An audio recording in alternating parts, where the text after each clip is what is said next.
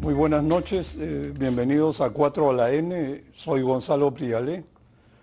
Esta noche vamos a tratar un tema de suma importancia y gran trascendencia para el futuro, que es la relación bilateral entre China y Estados Unidos. Y me acompañan en la mesa Gonzalo Gutiérrez, ex canciller, ahora director de la Academia Diplomática, Rosario Santagadea, que es doctora en Economía y directora del Centro de Estudios sobre China y Asia-Pacífico de la Universidad del Pacífico. Y también está con nosotros Farid Kahat, profesor de la Academia Diplomática y de la Universidad Católica en Relaciones Internacionales. Muchas gracias por estar aquí, Rosario, Farid y Gonzalo, y vamos al tema. Bueno, la relación entre China y Estados Unidos se vuelve cada vez más tensa e intensa, y es uno de los temas más importantes en el panorama geopolítico actual. Ambos países son superpotencias económicas y su interacción tiene implicancias significativas para la economía y la seguridad mundiales. Desde la competencia comercial hasta las tensiones en la región de Asia-Pacífico, la relación entre China y Estados Unidos es un factor clave en la definición del equilibrio de poder global en el siglo XXI. Gonzalo, buenas noches, y para enfocarnos en el tema, ¿podrías por favor poner en perspectiva histórica la relación China-Estados Unidos? Buenas noches, Gonzalo. Pues,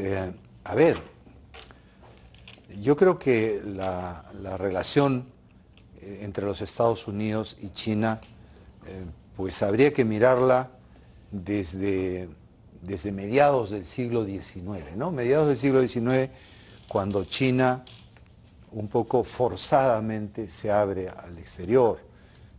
Quizás el primer gran paso es la relación con Gran Bretaña y con Francia, los cuales países que abren China violentamente, ¿no? China, la guerra del opio. Las dos guerras del opio, ¿no? Entonces, es una de las experiencias, creo yo, más traumáticas que un país pueda vivir. Tener que pelear dos guerras y perder para que potencias extranjeras le vendan droga.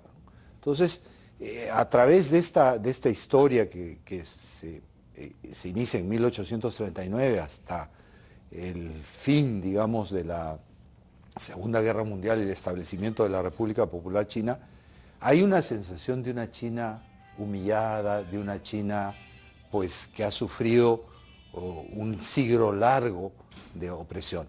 En ese contexto, la relación con los Estados Unidos tiene una característica un poco diferente. Estados Unidos no ingresó a esa relación con China violentamente, lo hizo negociadamente, siguiendo un poco a la apertura que los europeos habían logrado en China. Estados Unidos busca lo mismo. Pero había una gran diferencia entre ambos. En el caso de los europeos era un comercio impulsado por los estados. En el caso de los Estados Unidos eran comerciantes, personas individuales que comerciaban con China. Pero ya en 1844 los Estados Unidos negocia un tratado para la apertura de los puertos en China y obtiene esta cláusula que es muy popular y se ha extendido mucho, la cláusula de la nación más favorecida, ¿no? De recibir los mejores beneficios que otros países puedan recibir. Y de esa manera se inicia una relación entre China y los Estados Unidos sobre una base eminentemente comercial.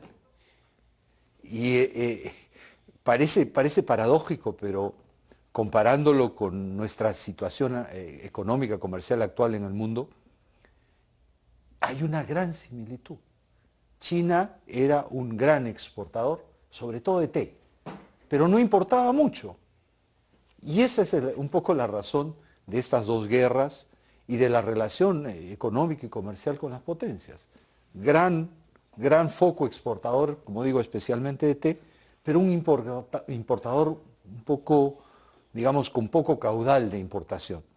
Y así ha discurrido este siglo que ellos sienten de gran humillación, hasta la revolución y la toma del poder por el Partido Comunista, el establecimiento de la República Popular China, y ahora con Xi Jinping, que plantea pues una rejuvenilización, si cabe la palabra, de China, ¿no?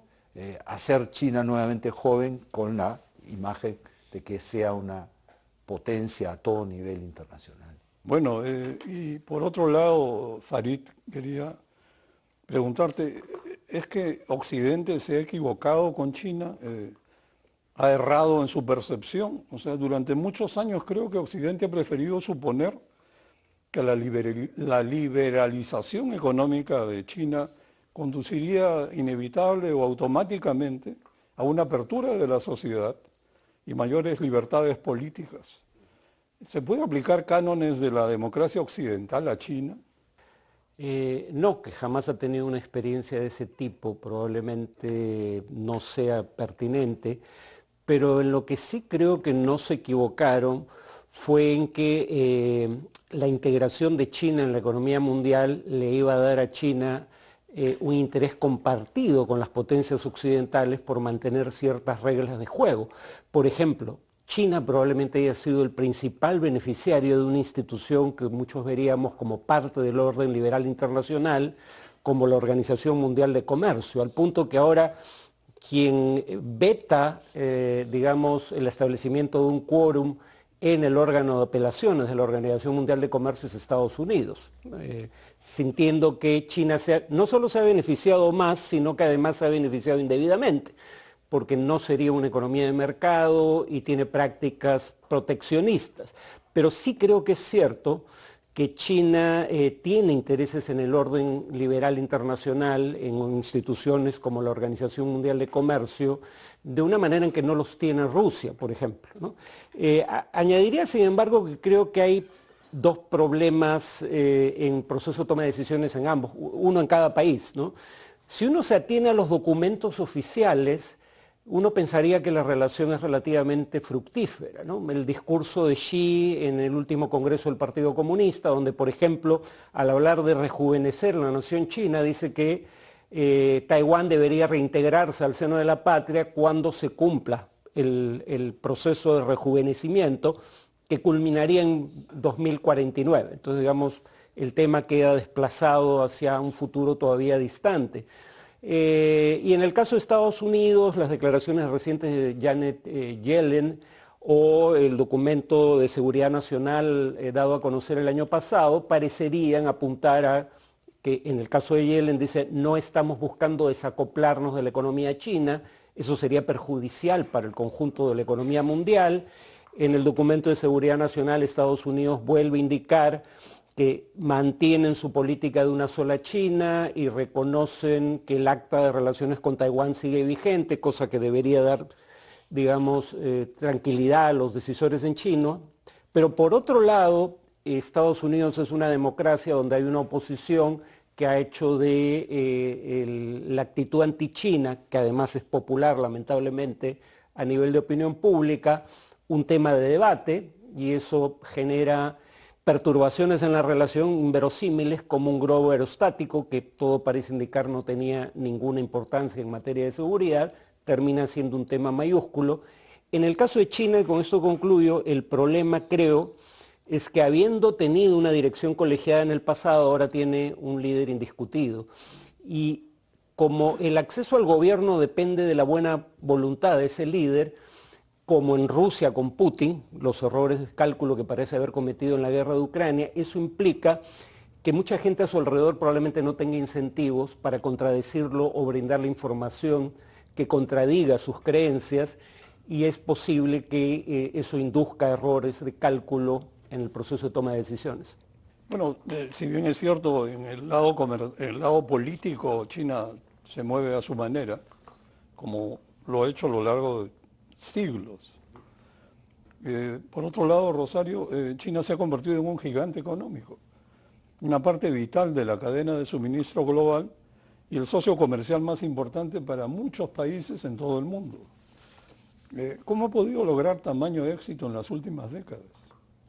Sí, eso es obviamente un tema de interés, de estudio, para sacar experiencias sobre esa evolución, y también está en el centro, me parece a mí, de estas tensiones entre Estados Unidos y China, porque China ha mantenido un crecimiento con altas tasas durante décadas y ha cortado la brecha con Estados Unidos, convirtiéndose justamente en la segunda economía del mundo, con tasas de crecimiento mucho mayores a las de Estados Unidos, mayores a las de las economías avanzadas y mayores también al promedio mundial.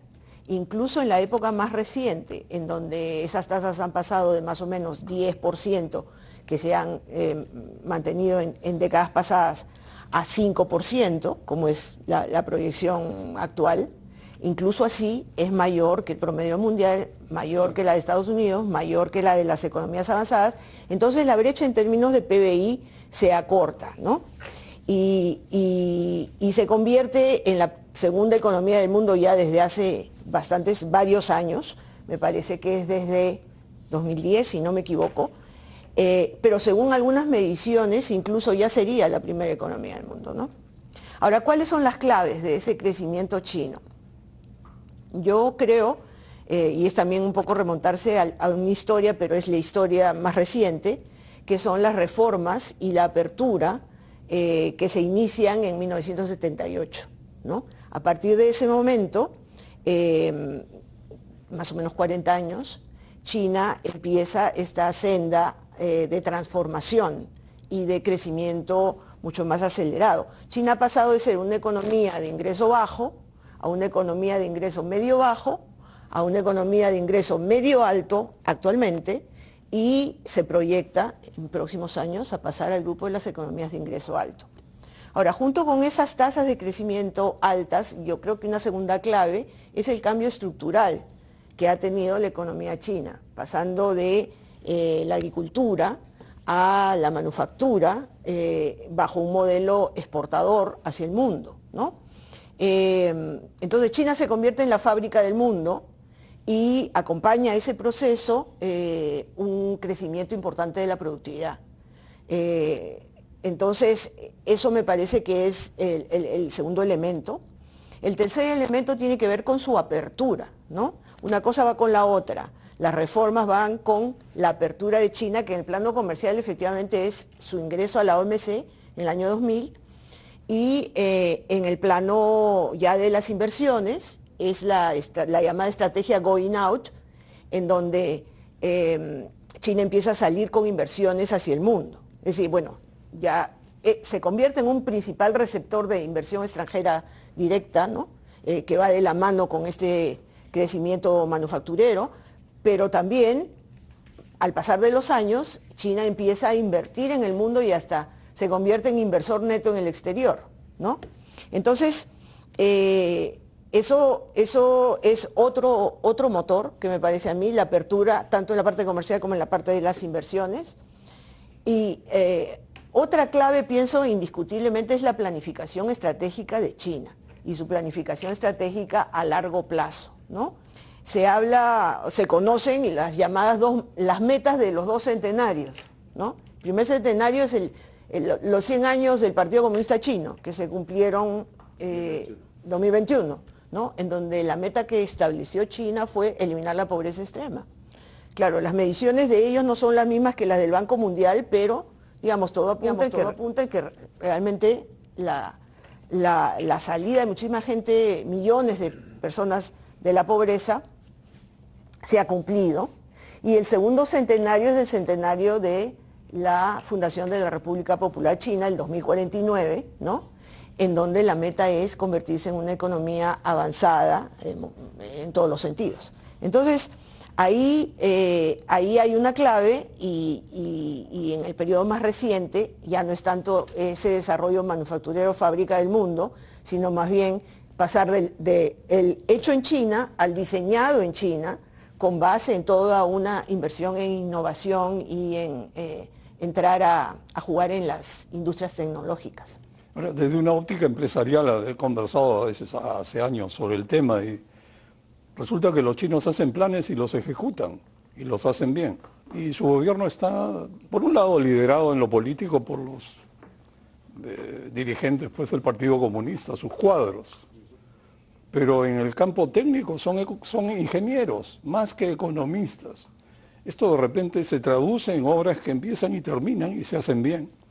Ahora, volviendo al tema de la disputa, la tensión y la situación geopolítica, Gonzalo, el ministro de Relaciones Exteriores chino, que creo que era el embajador en Estados Unidos hasta hace poco, ha dicho que como Estados Unidos considera a China su principal rival y su mayor desafío, ha estado tratando de frenar el avance de China en lugar de generar una competencia justa basada en reglas de convivencia. Esa es su óptica. Y que eso puede tener consecuencias catastróficas. Por su lado, Estados Unidos responde esos comentarios señalando que el Partido Comunista Chino representa la principal amenaza contra su seguridad nacional y su liderazgo global, que en el fondo creo que ahí es donde les aprieta el zapato. ¿Hacia dónde podría conducir esta guerra de narrativas que está en ascenso? A ver, yo te puedo dar un poco mi opinión. Yo tengo la sensación que todas estas declaraciones, a veces un poco altisonantes, tienen debajo un sustrato que es el que mencionaba Farid, que no tiene el mismo tono. Es muy importante, por ejemplo, las expresiones de la señora Yellen, ¿no?, sobre la necesidad de seguir interactuando y comerciando con China. Entonces, yo tomaría con una pizca de sal esas posiciones políticas, a veces un poco, que dan una imagen un poco agresiva, porque en el sustrato ambos países se necesitan y se complementan. Rosario hablaba de la inversión, ¿no? En China, o los chinos tienen una enorme inversión en los Estados Unidos, pero además de eso tienen 850 mil millones de deuda de los Estados Unidos. O sea, si sumamos las inversiones más la deuda que tiene Estados Unidos, China tiene más de $1 trillón de relación invertidos en los Estados Unidos. Entonces, yo creo que en el fondo a ninguno de los dos les conviene una relación de enfrentamiento tensa que pueda derivar en situaciones militares. Más allá de eso, hace poco el Brookings Institution había publicado un paper sobre esta relación y cómo se proyectaba en el año 2023. Y ellos hablan de varios temas que son realmente muy interesantes. Por ejemplo, ¿cuán importante sería que haya una convergencia entre los Estados Unidos y China para negociar un tratado que limite la utilización de la inteligencia artificial en la utilización de armas de destrucción en masa? Y si lo reflexionamos, es un tema importantísimo para toda la humanidad, el evitar que armas nucleares o armas de destrucción en masa puedan ser controladas por inteligencia artificial que no incluye el razonamiento o inclusive la percepción subjetiva que un ser humano puede tener. Otro tema importante es cómo trabajar conjuntamente un esfuerzo para evitar que ocurran pandemias como la que ocurrió.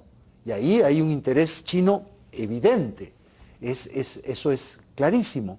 Y así, una serie de temas que creo que más los ligan que los aleja.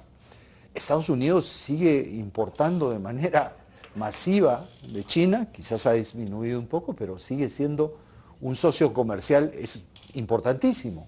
Entonces, yo no siento que esas expresiones como las que tú mencionaste vayan a tener un correlato, digamos, en la realidad de un enfrentamiento que puede llegar a ser militar.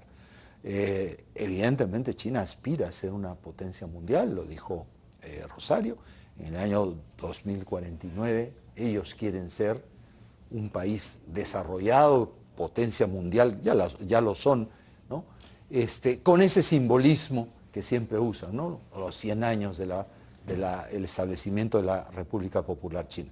Entonces yo tomaría con una pizca de sal todo esto, inclusive en temas como, por ejemplo, Taiwán.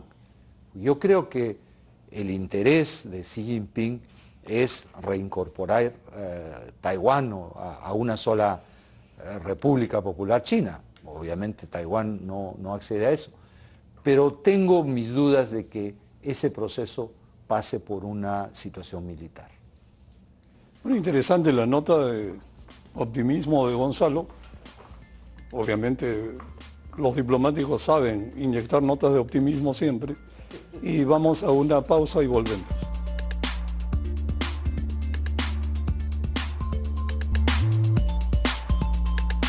Bueno, estamos de regreso y veamos, Farito, otro ángulo del tema.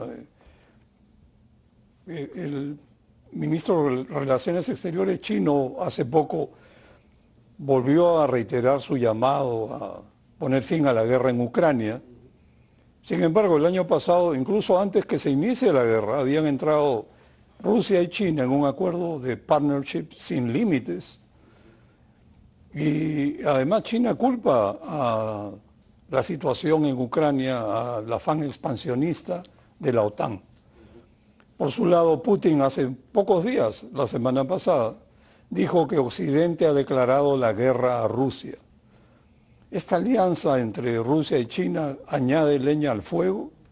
Curiosamente, tal vez no. ¿Por qué? Primero, es obvio que China y Rusia tienen intereses compartidos. Habitualmente tienen rivalidad con estados que son aliados de las potencias occidentales. Taiwán en el caso de China, Ucrania como vemos en el caso de Rusia. También es cierto que ambos son víctimas de sanciones de las potencias occidentales, por la invasión de Ucrania en el caso de Rusia, por prácticas que presuntamente estarían reñidas con la libre competencia en el caso de China. Entonces claramente hay, digamos, intereses compartidos. Pero para China, económicamente, la Unión Europea y Estados Unidos como socios comerciales combinados son más de 10 veces el comercio de China con Rusia. Y no hablemos en términos de inversiones. En ese sentido, la relación de China con Occidente tiene matices que no tiene ya la relación de Rusia con Occidente, que ha perdido prácticamente toda relación de interdependencia económica y que tiene una relación básicamente de guerra por proxy, en el caso de Ucrania. La paradoja es que eso le pone a China en una posición preeminente para cualquier mediación que busque resolver el conflicto entre Rusia y Ucrania, bueno, la invasión ilegal de Rusia a Ucrania, habría que especificar, precisamente porque mientras la información que provenga de las potencias occidentales no tiene credibilidad para Rusia, la que provenga de China sí, precisamente porque China tiene una relación cercana con Rusia y puede proveer de información que cambie los cálculos del gobierno ruso, por ejemplo, sobre cuál sería la actitud de China en la eventualidad de que Rusia busque prolongar esta guerra hasta el próximo año. Por otro lado, China también está en una posición sin parangón en cuanto a la posibilidad de brindar recursos que ayuden a la reconstrucción de posguerra. En el caso de Ucrania, un país que solo el primer año de la guerra ya había perdido 35% de su PBI, en el caso de Rusia para compensar el efecto de las sanciones occidentales. Y China tiene un interés en hacer eso por problemas propios de su economía. China busca, como tiene un sector inmobiliario que ha creado una burbuja riesgosa para la economía china y ha expuesto a ese riesgo al sector financiero, que es el que, digamos, brinda el crédito para esos proyectos inmobiliarios, para complejos habitacionales en los que no vive nadie. China tiene, con el proyecto de la Franja y la Ruta, este interés en que bancos chinos financien a constructoras chinas para construir proyectos de infraestructura en otros países. Eso podría hacerse extensivo a Ucrania o Rusia. En ese sentido, en un contexto de conflicto entre Occidente y Rusia, el único país que puede funcionar. En un contexto de conflicto entre Occidente y Rusia, el único país que puede funcionar como bisagra es China. Bueno, continuando con este enfoque vinculado a la Unión Soviética, Rosario, sucede que contrariamente a la Unión Soviética, que se encontraba fuera de la economía capitalista mundial y que nunca ha llegado a alcanzar un rol preponderante comercial o tecnológico global. China, en contraste, se ha convertido en el principal motor de la economía global. Si no fuera por el crecimiento chino, por ejemplo, de 4 o 5%, el mundo estaría en recesión. Eso tendría consecuencias enormes en el mundo entero. Pero, por otro lado, China no es enteramente capitalista bajo los cánones occidentales. ¿Cómo caracterizarías la economía china?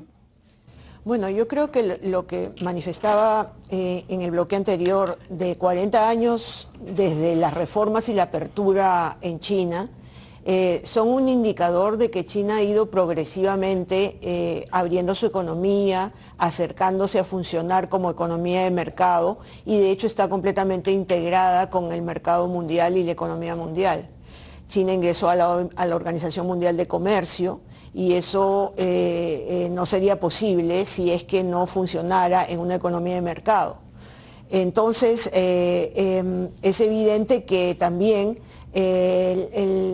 digamos, el desarrollo futuro de China, en la medida en que está vinculado a la globalización, la hace tener que interactuar permanentemente con las economías occidentales y las reformas económicas están yendo hacia mayores aspectos de apertura y de funcionamiento en términos de mercado. Yo quería aprovechar también para decir que en cuanto al tema de la competencia o conflicto con Estados Unidos, es importante complementar cuáles son también las bases fundamentales. Yo diría que en el plano económico está el déficit comercial muy importante que Estados Unidos tiene con China, China representa, digamos, la mitad del déficit comercial que Estados Unidos tiene con el mundo es consecuencia de su comercio con China, y eso es una cosa muy importante. En segundo lugar también es la carrera tecnológica. Más que en segundo lugar, en lugar muy preponderante, la carrera tecnológica en sectores claves, sectores que son fundamentales en el desarrollo del siglo XXI, tecnologías de base para este siglo, como son la inteligencia artificial, la informática, la energía, la robótica, los trenes de alta velocidad, la tecnología aeroespacial, el Internet 5G, la biotecnología, entre otros. En estos ámbitos, China se está convirtiendo cada vez más en un competidor que avanza y que hace, de alguna manera, visualizar que si la brecha, a medida que la brecha se va cortando con economías como la de Estados Unidos, puede alcanzar la supremacía tecnológica si no en todas, en varias de estas tecnologías importantes. Ahora, frente a eso, ¿cómo reacciona Estados Unidos? Cuando menos desde la perspectiva china, hay, por ejemplo, una declaración reciente del presidente Xi Jinping en marzo pasado, en donde manifiesta que los países occidentales, encabezados por Estados Unidos, están implementando una contención, un cerco y una supresión total de China. Hay sanciones, hay prohibiciones, hay proteccionismo. Entonces, frente a ello, ¿cuál sería el pronóstico? Por un lado, se habla cada vez más y se avanza también, de alguna manera, hacia el desacoplamiento, ¿no? entre las economías, entre estas dos economías. Y eso, de alguna manera, va a afectar directamente las cadenas de suministro global que están fundamentalmente integradas entre Occidente y China. Entonces, ir por ese camino desestabiliza en realidad no solamente a ambas economías, sino también al mundo. Yo creo que es importante que se oigan, que se escuchen otras voces, ¿no? Por ejemplo, la presidenta de la Comisión Europea recientemente ha manifestado que más que un desacoplamiento deberíamos ir hacia un unrisking, es decir, hacia una disminución de riesgos, buscando a través de la cooperación posiblemente, o del diálogo, los elementos más que críticos, ¿no?, de esta tensión para evitar llegar a esta confrontación económica que no favorece a nadie. Ojalá podamos ir en ese camino. Bueno, el hecho es que gracias justamente a estos enormes saltos tecnológicos, el mundo y el capitalismo han sufrido cambios radicales en las últimas décadas. Internet es como la imprenta fue en el siglo XV y el Renacimiento tomó un par de siglos, pero ahora lo estamos viviendo como si fuera un renacimiento express en 2 o 3 décadas y cada vez a mayor velocidad. Tenemos el vertiginoso ascenso de las redes sociales, la insurgente inteligencia artificial, que puede ser una herramienta para un progreso inmenso de la humanidad y también un serio problema si no se encuentra la manera de manejarla. Y también ha aparecido esta montaña de fake news, Gonzalo. En ese sentido, proyectándonos al 2024, en las próximas elecciones, ¿sería más conflictiva la relación bilateral o más realista, más pragmática? Yo creo que una administración republicana podría más exacerbar el enfrentamiento con China. Pero no estoy completamente seguro de que eso vaya a ocurrir. En un bloque anterior mencionábamos los intereses que vinculan a ambos países. Y yo creo que si se sigue, por lo menos la antigua tradición republicana, del Partido Republicano, que es un partido que siempre ha promovido el libre comercio, la integración comercial, la apertura comercial, pues va a haber una suerte de choque entre un liderazgo eventual de Trump ideológico y, digamos, subjetivo en la relación con China y la necesidad de una posición más pragmática, más comercialmente orientada de parte de ciertos niveles del Partido Demócrata y de los empresarios, del Partido Republicano y de los empresarios. En todo caso, yo no creo que pueda haber un cambio tan radical que ocurra ese desacoplamiento del que hablaba Rosario. Están tan intervinculadas las economías de estos dos países y es tan importante para la estabilidad mundial que ésta se mantenga que yo creo que va a prevalecer un sentimiento de pragmatismo en esta relación entre ambos países. Como mencionaba antes, la relación entre ambos además pasa por muchos otros caminos. Pensaba en el intermedio, hay un tema que para nosotros todavía no es evidente, pero que en Estados Unidos es terrible, los opioides. La crisis de opioides que hay en Estados Unidos es una crisis terrible con un socavamiento social muy grande. Pues ¿quién es el primer productor mundial de fentanil, que es una de las bases para producir los opioides? Es China. Entonces ahí tiene que haber un diálogo entre ambos para ver cómo se limita esta producción que está afectando socialmente a los Estados Unidos. Yo no pienso que haya un cambio tan radical como que podamos imaginar ese desacoplamiento. Es mucho más esta limitación de los riesgos. Y lo estamos viendo. Los países europeos, Estados Unidos, están generando nuevamente industrias como la producción de los chips de alta tecnología, porque ya no van nuevamente a pensar en depender de China como ha ocurrido recientemente. Lo hemos visto durante la crisis del COVID. La limitación en la producción de chips ha limitado enormemente la industria en los Estados Unidos y en Europa. Digamos, disminución de los riesgos sí va a experimentarse, pero veremos cómo refleja eso en las relaciones entre China y los Estados Unidos. Es muy interesante porque desde un punto de vista comercial, esta disminución de riesgos es un desacoplamiento, pues, ¿no? Porque si dejas de depender de los chips que producen los chinos, te estás saliendo de esa cadena por tu seguridad.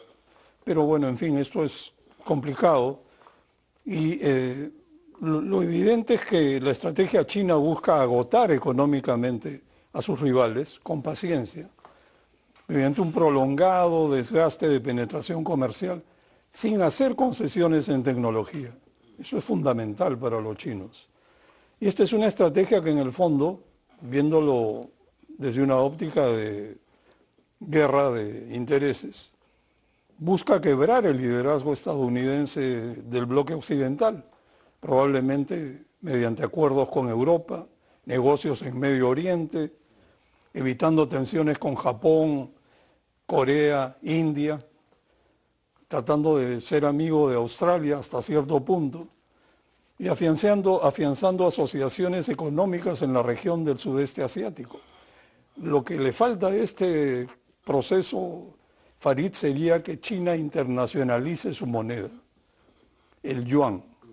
Recuerdo que no fue el principio del fin, quizás fue la media parte del fin del imperialismo británico, es cuando la economía mundial dejó de demandar la libra esterlina y se cambió al dólar.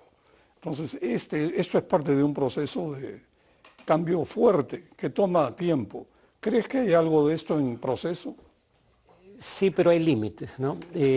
Por un lado, una razón por la que el yuan no es una moneda plenamente convertible, que pueda por ende reemplazar al dólar en sus funciones como medio de cambio y medio de valor o depósito de valor internacional, es el hecho de que China se reserva la prerrogativa de manipular la cotización de su moneda para ganar competitividad comercial, sobre todo en sus exportaciones y encarecer importaciones.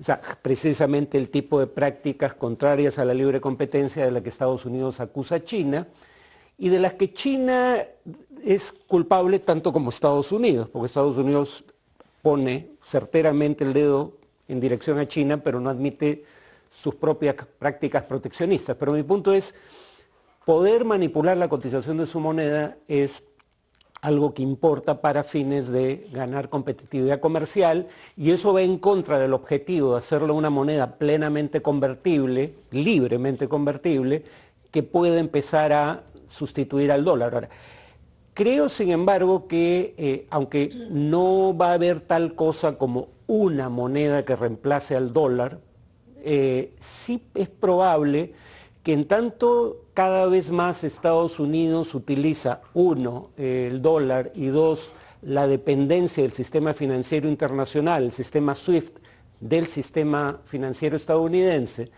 para aplicar sanciones contra países, no hay uno sino múltiples intentos de buscar medios de pago que no pasen ni por el SWIFT ni por el dólar americano. Ninguno de esos va a reemplazar al dólar, pero en conjunto podrían terminar minando la importancia del dólar como moneda de reserva y medio de cambio. Curiosamente, un comentario, una digresión, pero resulta que los inmensos superávits comerciales de China se han ido a, ¿qué podían hacer sino comprar bonos del Tesoro norteamericano? Son los más grandes tenedores. Ahí hay un acoplamiento difícil de romper, que si se rompiera un día habría un verdadero cataclismo. Solo un pequeño detalle, el Fondo Monetario ha calculado los costos de un desacoplamiento y en el peor escenario sería una hecatombe, 7% del PBI mundial, del Producto Bruto Mundial perdido por ese tipo de políticas.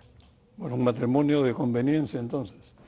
El hecho, Rosario, es que Estados Unidos ve en China un país enorme que se ha vuelto relativamente rico con demasiada rapidez, quizá los ha sorprendido, y lo está desplazando, y ha llegado a ser la economía más grande del globo en dólares ajustados por paridad de compra.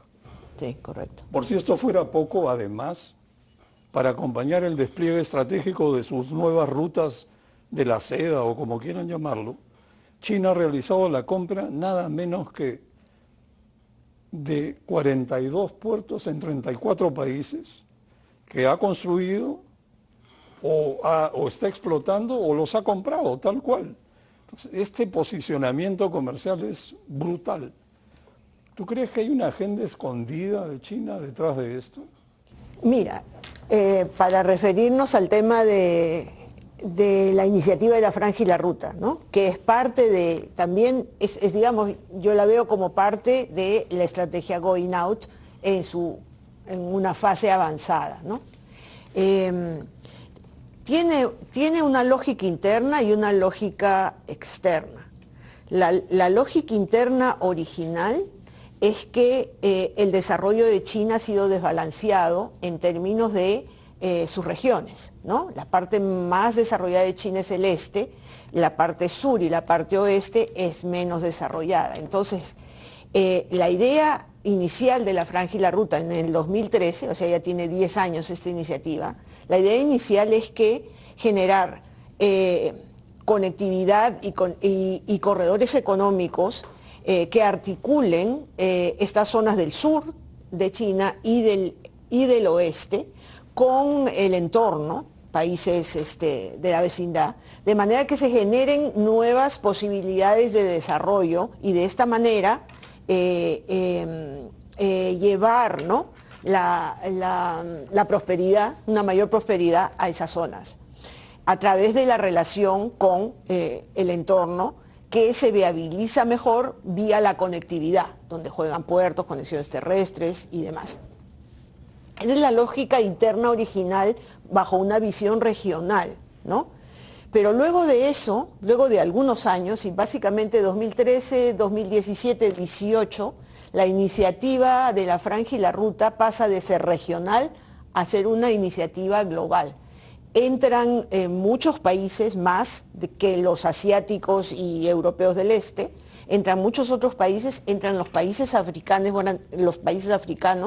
también entran los de Oceanía, varios, y los países latinoamericanos progresivamente. El primero que entra es Panamá y después hemos entrado varios otros hasta el número de 21. Los africanos son más o menos 50, 52 y entonces en números son muy importantes. ¿Qué significa esto? Significa que la iniciativa pasa, como decía, de una concepción regional a una concepción global y se convierte en una plataforma que China entiende como su plataforma de interrelacionamiento, de cooperación con las economías en desarrollo, básicamente, ¿no? Y de ahí viene la importancia de los puertos, porque para nosotros, por ejemplo, la extensión de la Franja y la Ruta hacia América Latina es básicamente la extensión de la ruta marítima de la seda al Pacífico, que es lo que nos vincula con China. Ahora, que esto sea, digamos, que la estrategia oculta, en este caso, fuera no la de ganar, no la de generar, digamos, beneficios mutuos vía la conectividad ampliada, sino, no sé, consolidar alianzas con países amigos, etcétera. Yo creo que hay una lógica económica detrás de esto, y la lógica económica tiene que ver con generar elementos de competitividad en la globalización. Y eso a través de la conectividad ampliada, pero no solamente eso, sino también deslocalización de producciones que China va dejando porque se coloca en producciones más avanzadas en las cadenas de valor y entonces va dejando otras producciones que deslocaliza en terceros países y plataformas como esta pues ayudan a que esa interconexión nueva se haga más viable. Entonces, pienso que hay una agenda económica clara que tiene que ver con competitividad y con deslocalización de producción y con conectividad ampliada, con costos logísticos. Si además de eso hay otros elementos en determinados casos, yo justamente creo que hay que verlo caso por caso. Bueno, continuamos después de la pausa.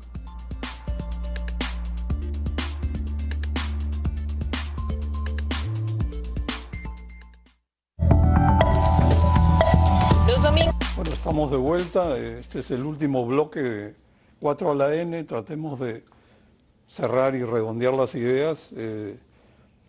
Pero antes de eso yo quería preguntarte, Farid, evidentemente está en juego o en disputa la supremacía global, aunque esto es largo plazo, pero siempre es bonito tener un adelanto de la película. Pero en todo caso, si China lograse llegar a la supremacía, no da la impresión que le gusta el rol de policía mundial, ¿no? Algo que viene con el cargo y que Estados Unidos, mal que bien, bueno, pues lo ha asumido. Entonces, ¿se puede ser el número uno del globo, el más, sin asumir el papel completo? La respuesta corta es no. Ahora, yo todavía tengo dudas de que China vaya a asumir ese rol. Yo recuerdo vívidamente cómo en la década del 80 se hablaba de la crisis de hegemonía norteamericana y cómo la Unión Soviética estaba desplazando a Estados Unidos como potencia económica. 6, 7 años después, la Unión Soviética dejaba de desaparecer y Estados Unidos seguía siendo la primera economía del mundo. ¿Qué creo que puede ir mal en el caso de China? Su política de un solo hijo por familia ha terminado siendo contraproducente, la han cambiado, pero el problema es que la población está disminuyendo rápidamente. El cálculo es que hacia fin de siglo, podría bajar a 800 millones. Entonces es una población que está envejeciendo rápidamente en un país que no es todavía rico. O sea, a Japón le pasó algo parecido, pero Japón era un país rico cuando empezó a caer su población y dejó de crecer su economía. China tiene, según profesor de Yale, problemas muy parecidos a los que tenía Japón cuando el milagro japonés llegó a su fin. Burbuja inmobiliaria y un sistema financiero con una cartera pesada muy grande. Ese es el momento, repito, en que Japón básicamente deja de crecer. Pero claro, Japón ya era un país rico y aunque su economía virtualmente no crece, su población al disminuir hace que el ingreso per cápita siga creciendo. Entonces, China tiene problemas que podrían hacer que el milagro no se mantenga indefinidamente. Dicho eso, China es consciente de que tiene que tener un rol protagónico en la política internacional y ha convertido en la mediación internacional en un objetivo estratégico de su política exterior. Ha tenido ya un primer éxito al lograr un acuerdo para restablecer relaciones diplomáticas y mantener contenidos los conflictos entre Irán y Arabia Saudita, y ya tiene un plan de paz para Ucrania. Entonces, por un lado, sí está intentando tener un papel para resolver conflictos entre países con los que quiere mantener buenas relaciones, pero por otro lado todavía tiene problemas. Por ejemplo, en temas de deuda, a diferencia de las potencias occidentales a las que tanto se ha fustigado por su conducta respecto a la deuda de países en desarrollo, las potencias occidentales sí perdonan parte de la deuda, condonan parte de la deuda. China no hace eso. China tiene una estrategia de negociación bastante más dura en algunos temas. Habría que ver si eso cambia en el futuro. Sí, bueno, tienen una manera de hacer las cosas distintas. De repente no serían el policía mundial, pero sí el componedor mundial, que bueno, es otra forma de verlo. Ahora, Gonzalo, una pregunta que, no sé, pues a ver, cerremos la parte mundial, después pasemos a hablar de qué viene para nosotros en el Perú. Pero en el corto plazo, a nivel global, ¿quién va ganando terreno? ¿Cómo ves esto? Pues quien va ganando terreno es obvio que es China, ¿no? China, por su crecimiento, por su posición internacional, está creciendo para ser ya una potencia global. Ahora, yo coincido con Farid. Yo no estoy seguro que China quiera ser ese policía mundial. China lo que quiere es ser reconocido como uno de los que están en la mesa y que toman las decisiones de manera conjunta con las potencias mundiales. No ser el único que dicte el rumbo global. Y pues ahí también hay una pugna, porque los que están en la mesa no quieren que haya otro socio en la mesa.